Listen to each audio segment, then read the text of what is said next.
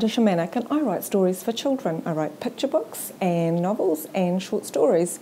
I wish you all the very best for your writing, and I'm really looking forward to reading your stories. Every story needs a beginning, a middle and an end. Most stories start with the main character maybe experiencing a problem or facing a challenge, or maybe they're starting on a journey.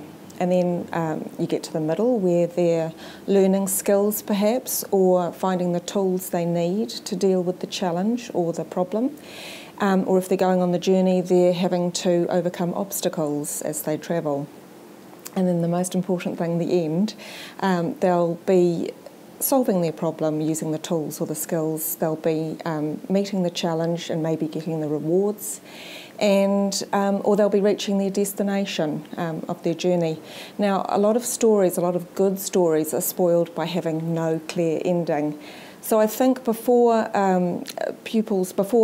entrants start their story, they need to think about how it's going to end.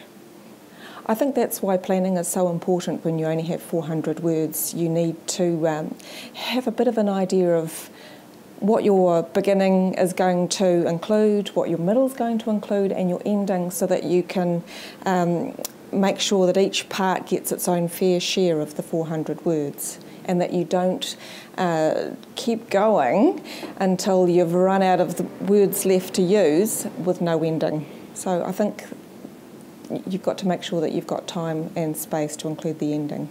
I think it's always a good idea to focus mainly on one main character.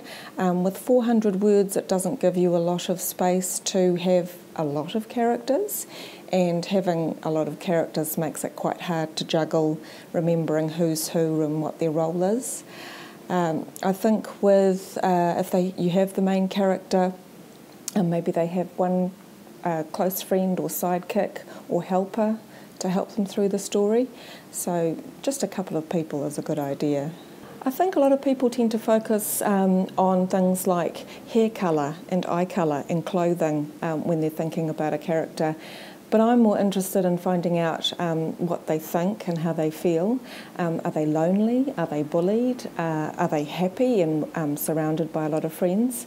Maybe they have a special skill or a magic quality to them, or maybe they've got wings. So you want to think about who they are and how they behave, and try and put that in your description and in your dialogue. So if you wanted to have a purple dragon, for example, in your story, dragons usually are considered pretty fierce and maybe a threat. So maybe you have a main character, a young girl, who's facing the dragon and trying to figure out how she's going to protect the village or the forest and save them all from the dragon. And they could try lots of different things. They could try throwing things, or she could get a sword and a shield, but the dragon's too fierce and shoots flames at her. Perhaps in the end, it's the little things that might deal to the dragon, like the common cold. And you could end with the dragon sneezing tucked up in bed with a scarf around its neck.